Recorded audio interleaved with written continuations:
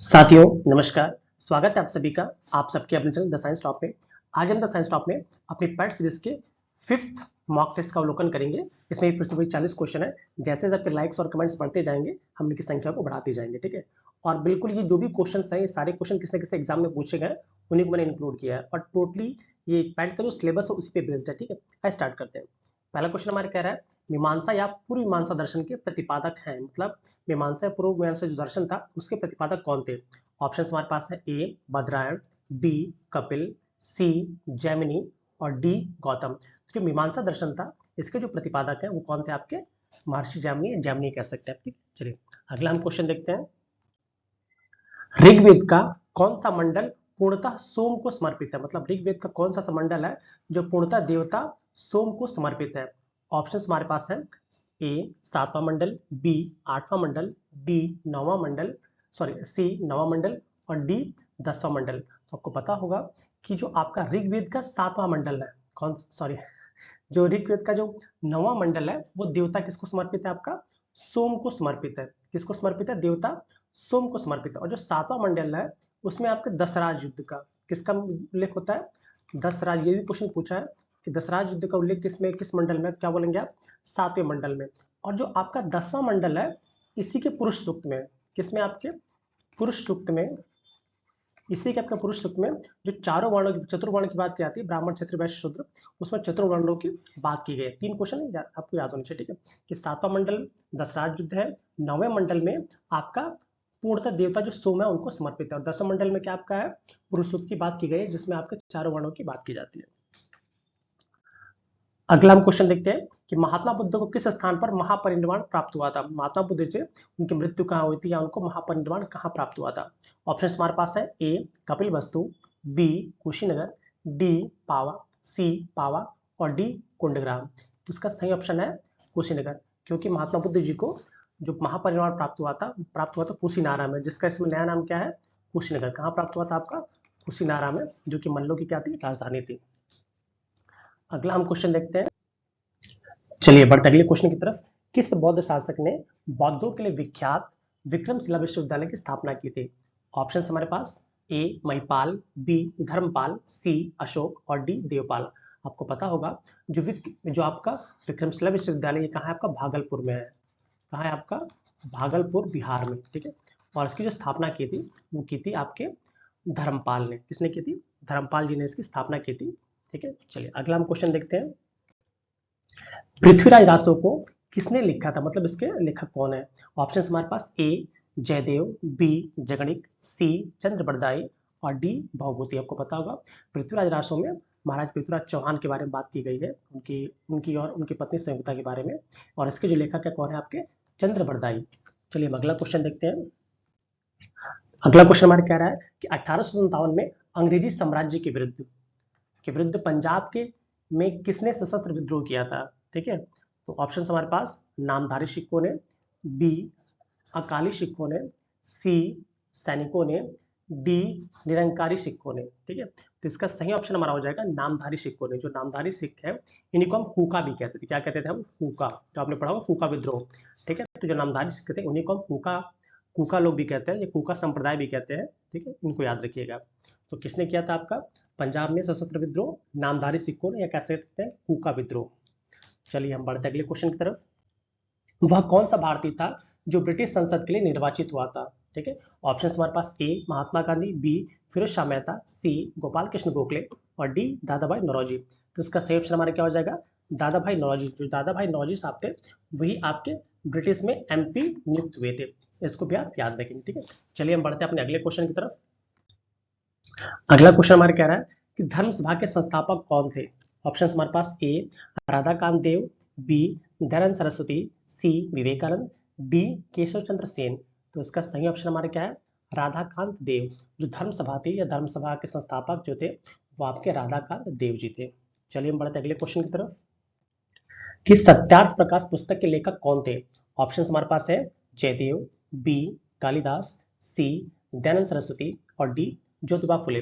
जो सत्यार्थ प्रकाश थी इस पुस्तक के जो लेखक थे वो आपके कौन थे? महर्षि दयानंद सरस्वती। कौन थे आपके? दयानंद सरस्वती जी थे, वही क्या थे इसके संस्थापक, इस पुस्तक के लेखक थे। ठीक है, चलिए अगला क्वेश्चन की तरफ बढ़ते हैं। निम्नलिखित में से किसने सत्याग्रह शब्द का गठन किया, मतलब किसने इसका प्रयोग किया, कह सकते हैं सत्याग्रह शब्द का। ऑप्शन हमारे पास है महात्मा गांधी, बी रामदास गांधी, सी जवाहरलाल नेहरू और आपका डी गोपाल कृष्ण गांधी। तो इसका सही ऑप्शन हमारा है महात्मा गांधी। आपने पढ़ा होगा, सुना ही बहुत बार होगा कि महात्मा गांधी सबसे पहले सत्याग्रह स्टार्ट कर, सत्य के लिए आग्रह। तो ऑप्शन हमारे क्या हो जाएगा? ऑप्शन हमारे ए बिल्कुल सही हो जाएगा। ठीक है, चलिए बढ़ते हैं अगले क्वेश्चन की तरफ कि भारत के किस राज्य की तटरेखा सबसे लंबी है। देखिए ज्योग्राफी स्टार्ट हो गया है। भारत के किस राज्य की तटरेखा सबसे लंबी है? ऑप्शन हमारे पास है महाराष्ट्र, बी गुजरात, सी केरल, डी आंध्र प्रदेश। तो इसका सही ऑप्शन हमारे क्या हो जाएगा? गुजरात। जो गुजरात राज्य है इसकी तटरेखा सबसे लंबी है, कह सकते हैं करीब 1214 किलोमीटर। ठीक है, 1214 किलोमीटर लंबी है इस राज्य की तटरेखा। और किस में है ये? आपके अरब सागर में। कहाँ मिलती है? आपके अरब सागर। जैसे भारत का आप नक्शा देखेंगे तो यहाँ बंगाल खाड़ी आ जाएगा, यहाँ ये एरिया हमारा, ये गुजरात आपका ना, तो किस एरिया में आता है? हमारा अरब सागर की तरफ। चलिए बढ़ते अगले क्वेश्चन की तरफ कि विश्व के सबसे बड़े नदी द्वीप माजुली का निर्माण करने वाली नदी कौन सी है? आपको पता होगा माजुली नदी है सबसे बड़ी नदी द्वीप है। तो ये किसका निर्माण कर नदी कौन सी है? ऑप्शन हमारे पास ए कृष्णा, बी ब्रह्मपुत्र, सी गंगा, डी कावेरी। तो इसका सही ऑप्शन हमारा क्या हो जाएगा? ब्रह्मपुत्र। जो ब्रह्मपुत्र आते हैं, जो देख रहे करीब 18-19 किलोमीटर का एरिया है, ऐसे दो एरियाज में निकल जाती है ब्रह्मपुत्र, और बीच में एक छोटा सा ये टापू टाइप का बन जाता है, जो कि बहुत बड़ा द्वीप बन जाता है। ठीक है, चलिए अगला क्वेश्चन देखते हैं कि पर्वत की निम्न श्रेणियों में से किसमें हिमालय संबंध, मतलब हिमालय किससे संबंधित है? ठीक है, हिमालय जो है वो किससे संबंधित है? ऑप्शन हमारे पास ए बलित पर्वत, बी बी पठार पर्वत, सी भ्रांशोत्सव पर्वत और डी गुम्बदनुमा पर्वत। तो आपको पता ही होगा कि हिमालय के बारे में अक्सर हम पढ़ ही रहे हैं कि हिमालय जो क्या है, एक प्रकार का वलित पर्वत है, या क्या है? वलित पर्वत, फोल्ड माउंटेन भी कहते हैं। ठीक है, हम अगला क्वेश्चन देखते हैं। 50 सेमी से कम औसत वार्षिक वर्षा वाले क्षेत्रों में सामान्यतः किस प्रकार के वन पाए जाते हैं? देखिए 50% सेंटीमीटर से कम जहां भी वर्षा होगी वहां किस प्रकार के वन होंगे? आपके मरुस्थलीय वन। ऑप्शन हमारे पास देख लेते हैं। ए मरुस्थलीय वन, बी सदाबहार वन, डी आर्द्र मानसूनी वन और डी मानसूनी वन। तो इसका सही ऑप्शन हमारे क्या हो जाएगा? मरुस्थलीय वन। जहां पे भी आपका 50 सेंटीमीटर से कम औसत बारिश होगी, वार्षिक बारिश, तो वहां पे किस प्रकार के वन होंगे? आपके मरुस्थलीय वन। ठीक है, जिसमें आपके कीकड़, बबूल, नागफन ये सब आते हैं। नेक्स्ट क्वेश्चन हमारा क्या रहा है कि भारतीय वन संरक्षण विभाग का मुख्यालय कहाँ स्थित है? ठीक है, भारतीय वन सर्वेक्षण विभाग का मुख्यालय कहाँ स्थित है? ऑप्शन हमारे पास है ए देहरादून, बी नई दिल्ली, सी नागपुर और डी आपका क्या है? भोपाल। तो इसका सही आंसर हमारा क्या है? देहरादून। जो फॉरेस्ट सर्च इंस्टीट्यूट है वो कहाँ आपका है? वो भी आपका देहरादून में है। ठीक है, चलिए अगला क्वेश्चन देखते हैं। बजट एक लेख पत्र है। ऑप्शन हमारे पास ए सरकार की राजकोषीय नीति का, बी सरकार की मौद्रिक नीति का, सी सरकार की वाणिज्य नीति का, डी राज्य सरकार की व्यापारिक नीति का। तो आपको पता होगा जो आपका बजट एक जो लेख पत्र की बात की जाती है वो सरकार की राजकोषीय जो नीति होती है, राजकोषीय नीति, उसका क्या करता है? प्रतिपादन करता है। चलिए अगला क्वेश्चन देखते हैं। वार्षिक वित्तीय बजट संसद के दोनों सदनों के समक्ष पहुंचाया जाता है। जो आपका वार्षिक वित्तीय बजट होता है वो संसद के दोनों पटलों पर रखा जाता है, किसके माध्यम से? ऑप्शन हमारे पास है राष्ट्रपति द्वारा, बी प्रधानमंत्री द्वारा, सी वित्त मंत्री द्वारा और डी मुख्यमंत्री द्वारा। तो इसका सही ऑप्शन हमारा क्या है? राष्ट्रपति द्वारा। जो भी राष्ट्रपति के अनुमोदन के बाद जो बजट होते हैं, जो बजट होता है वो आपका लोकसभा और राज्यसभा दोनों सदनों में पहुंचाया जाता है। अगला हम क्वेश्चन देखते हैं। भारत में कृषि पर आयकर लगाया जाता है। ठीक है, जो कृषि पर जो आयकर लगता है उसको कौन लगाता है? ए केंद्र सरकार, बी राज्य सरकार, सी स्थानीय सरकार और आपका डी रिजर्व बैंक। तो आपको पता होगा कि जो कृषि पर जो कर लगाया जाता है वो लगाने का काम कौन करता है? आपका राज्य सरकार करती है। ठीक है, चलिए अगला क्वेश्चन देखते हैं। नीली क्रांति का संबंध निम्न में से किससे है? नीली क्रांति का जो संबंध है वो निम्न में से किससे? ऑप्शन हमारे पास है मत्स्य पालन, बी नील की खेती, सी मुर्गी पालन, डी बतख पालन। तो इसका सही ऑप्शन हमारा क्या हो जाएगा? मत्स्य पालन। किससे? मत्स्य पालन या मछली पालन से ही आपका नीली क्रांति या ब्लू रिवोल्यूशन की बात की जाती है। हम अगला क्वेश्चन देखते हैं कि भारत में किस प्रकार के रासायनिक उर्वरक की खपत सर्वाधिक होती है? भारत में किस प्रकार का जो रासायनिक उर्वरक है उसकी खपत सबसे अधिक होती है? ऑप्शन हमारे पास है ए फॉस्फेटिक, बी पोटैशिक, सी नाइट्रोजनी और डी तीनों की बराबर मात्रा। तो इसका सही ऑप्शन हमारा हो जाएगा नाइट्रोजनी उर्वरक। भारत में जो नाइट्रोजन के उर्वरक है उसकी जो खपत होती है वो सबसे अधिक होती है, सर्वाधिक होती है। अगला क्वेश्चन की तरफ बढ़ते हैं। हाँ देखिए यहाँ साइंस स्टार्ट हो गया। कार्य का मात्रक क्या है? ऑप्शन हमारे पास है A joule, B newton, C watt और डी डाइन। ठीक है, तो इसका सही आंसर हमारा क्या हो जाएगा? जूल। कार्य का जो एसआई मात्रक होता है वो क्या होता है? जूल होता है। ठीक है, हम अगले क्वेश्चन की तरफ बढ़ते हैं। रेडियो धर्मिता की खोज किसने की थी? ऑप्शन हमारे पास है ए रदरफोर्ड, बी हेनरी बैकुरल, सी मैडम क्यूरी और डी न्यूटन। इसका सही आंसर हमारा क्या हो जाएगा? Henry Becquerel. जो आपकी रेडियो एक्टिविटी या रेडियो धर्मिता की जो खोज थी वो आपके वैज्ञानिक हेनरी बैकुरल साहब ने की थी। आइए बढ़ते हैं अगले क्वेश्चन की तरफ। यदि माइटोकॉन्ड्रिया कार्य करना बंद कर दे तो कोशिका कौन सा काम नहीं कर पाएगी, नहीं हो पाएगा? ठीक है, ऑप्शन हमारे पास है भोजन का ऑक्सीकरण, बी भोजन का पाचन, सी भोजन का अवकरण, डी भोजन का अवशोषण।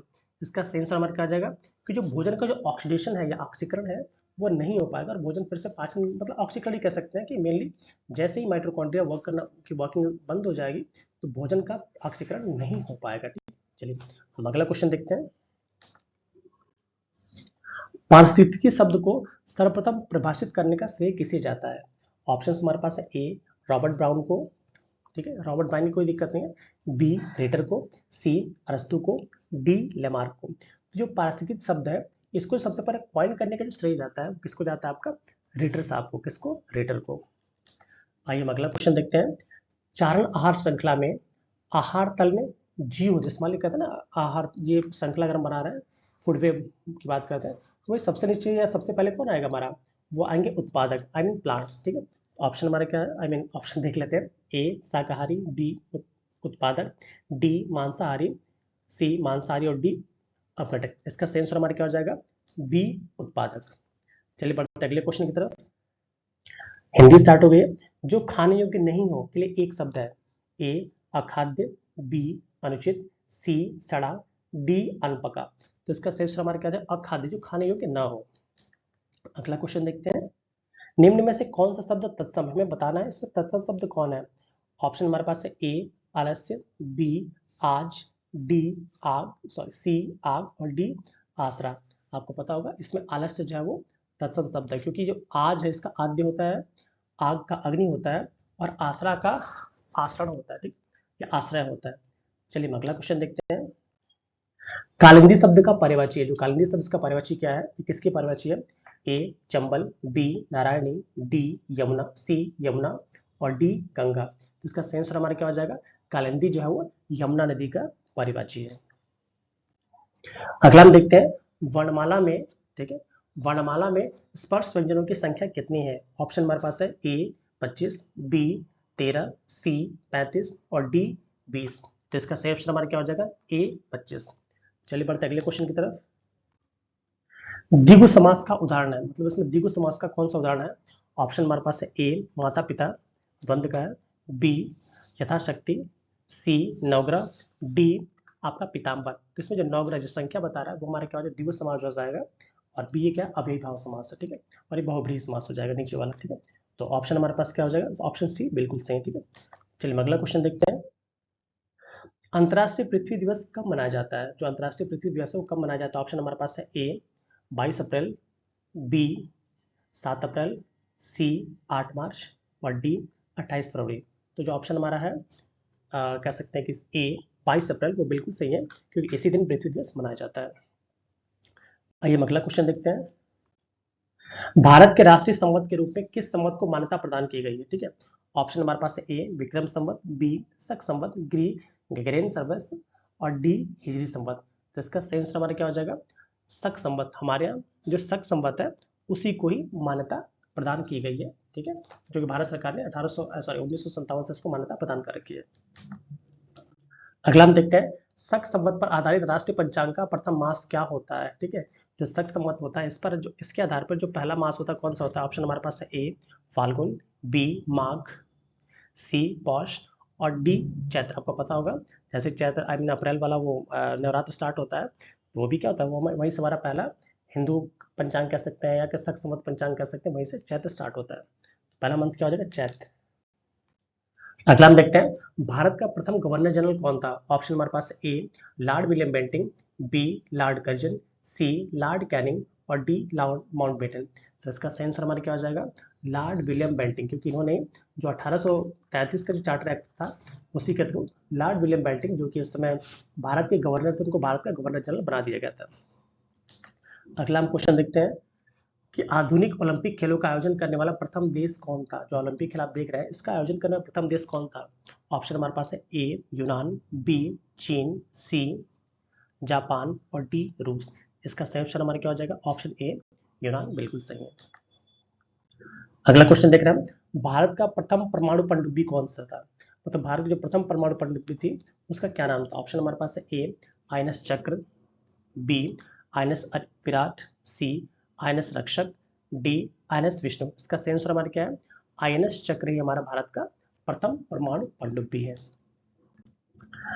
नेक्स्ट कह रहा है कि 38वीं समानांतर रेखा किन देशों के मध्य, जो 38वीं समानांतर रेखा है वो किन देशों के मध्य स्थित है। ऑप्शन हमारे पास है ए उत्तरी कोरिया दक्षिणी कोरिया, बी जर्मनी और पोलैंड, सी ब्रिटेन और आयरलैंड और डी चीन और उत्तरी कोरिया। इसका सही आंसर हमारा क्या हो जाएगा, ऑप्शन ए उत्तरी कोरिया और दक्षिणी कोरिया, इन्हीं के बीच में आपका 38वीं समानांतर रेखा पाई जाती है। पैट 2021 का डायरेक्ट क्वेश्चन है ये। अगला हम क्वेश्चन देखते हैं कि प्रथम भारतीय मुख्य न्यायाधीश कौन थे। मतलब प्रथम भारतीय मुख्य न्यायाधीश कौन थे आपको ये बताना है। ऑप्शन हमारे पास है ए हीरालाल जी Kania, B MP Shastri, C SR दास और डी सुकुमार सेन। तो इसका सही आंसर हमारा क्या है, जो आपके हीरालाल जी कानिया थे ये भारत प्रथम भारतीय मुख्य न्यायाधीश थे, ठीक है। और जो सुकुमार सेन थे वो क्या थे, हमारे प्रथम चुनाव आयुक्त थे भारतीय, ठीक है। चलिए अगला क्वेश्चन देखते हैं कि स्टालिन है ये स्टालिन पुरस्कार प्राप्त करने वाला प्रथम भारतीय कौन था या कौन थे। ऑप्शन हमारे पास है ए सैफुद्दीन किचलू, बी यश चोपड़ा, सी रविंद्रनाथ टैगोर और डी महात्मा गांधी। तो इसका सही आंसर हमारा क्या हो जाएगा, ऑप्शन ए सैफुद्दीन किचलू साहब थे। किचलू उन्हीं को सबसे पहले स्टालिन पुरस्कार प्रदान किया गया था। नेक्स्ट क्वेश्चन देख रहे हैं क्वेश्चन नंबर 40 भारत में सबसे बड़ा डेल्टा कौन सा है। ऑप्शन हमारे पास है A Yamuna delta, B Mississippi delta, C Ganga delta और डी सुंदरबन डेल्टा। तो जो भारत का जो सबसे बड़ा डेल्टा है वो क्या हमारा है, सुंदरबन डेल्टा, जो कि गंगा और ब्रह्मपुत्र नदियों के मिलने से बनता है, ठीक है। तो इसलिए हमारे जो 40 क्वेश्चन के सीरीज से भी खत्म हो गए। आप उम्मीद आपको सही लग रहा होगा। जो भी क्वेश्चन अगर हार्ड है चाहे आसान है, पैट का जो सिलेबस है उसी पर टोटली बेस्ड है, क्योंकि आपको पता है उसका जो लेवल है वो 10th का ही है। कुछ लोगों को क्वेश्चन बहुत आसान लग रहा होगा, कुछ लोग बहुत हार्ड लग रहा होगा, तो उन्होंने पढ़ा नहीं है। तो जिनको बहुत आसान लग रहा है तो चूंकि 10th के बेसिस पे ही है, ठीक है, और उसी के बेसिस पे बनाया गया। आप बार बार इसकी रिवीजन करिए, जब तक एग्जाम नहीं हो रहा है, आई मीन 27-28 तक, तब तक मैं सारे कराऊंगा। अगर सारों को बार बार आप देख लेते हैं, मेरा पूरा विश्वास है कि आप 80%, क्योंकि भाई जीएस का क्वेश्चन काफ़ी आना है हिंदी में और इंग्लिश का, और कह सकते हैं डेटा इंटरप्रिटेशन की मैं कोशिश करूंगा उनका भी मैं कराऊँ, ठीक है। धीरे धीरे संख्या इनकी बढ़ती जाएगी, अपना प्यार इस तरह बनाए रखें। आज के लिए इतना ही, मिलते हैं अगले वीडियो में। Till then keep learning, keep smiling. जय हिंद।